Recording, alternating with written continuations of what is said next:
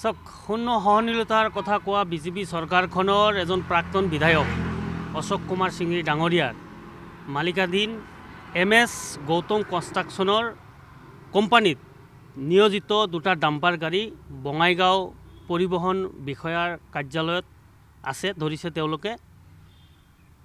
পৰিবহণ বিষয়াক এই কাৰ্যক আমি আদৰণি জনাইছোঁ।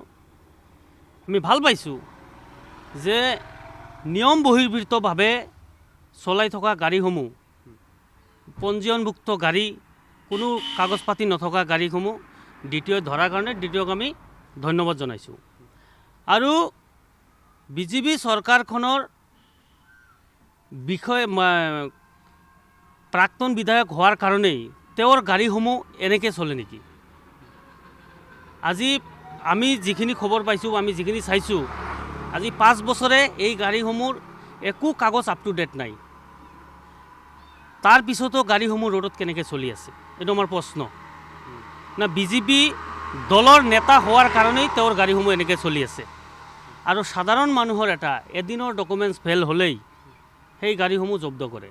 কিন্তু 5 বছৰে আপোনাৰ ডকুমেণ্টছ নথকা গাড়ীটো কেনেকৈ ৰাস্তাত চলি আছিলে। আৰু আমি যিখিনি খবৰ পাইছোঁ, বিজেপি দলৰ তেওঁ পাৱাৰ দেখাই পেলাই এই গাড়ীসমূহ ফাইন নিদিয়াকৈ অফিচৰ পৰা লৈ যোৱাৰ কাৰণে এটা জাজু চলাইছে।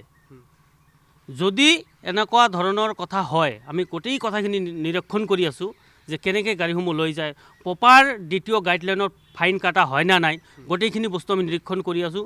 সঁচাকৈ যদি বিজেপি দল বা চৰকাৰৰ বা কোনো বিষয়াৰ আশীৰ্বাদত যদি অশোক কুমাৰ সিংৰি ডাঙৰীয়াই যদি গাড়ীটো ওলাই লৈ যায়, ইয়াৰ ওপৰত বা বঙাইগাঁও দ্বিতীয়ৰ ওপৰত তেওঁক আমি ধন্যবাদ দিছোঁ। কিন্তু হয়, কিন্তু যদি কোনো চৰকাৰী বিষয়া বা চৰকাৰৰ দমত যদি গাড়ীটো ওলাই লৈ যায়, দ্বিতীয়ৰ এগেইনষ্টত কিন্তু আমি আইনী ব্যৱস্থা গ্ৰহণ কৰিম, এইটো স্পষ্ট কথা।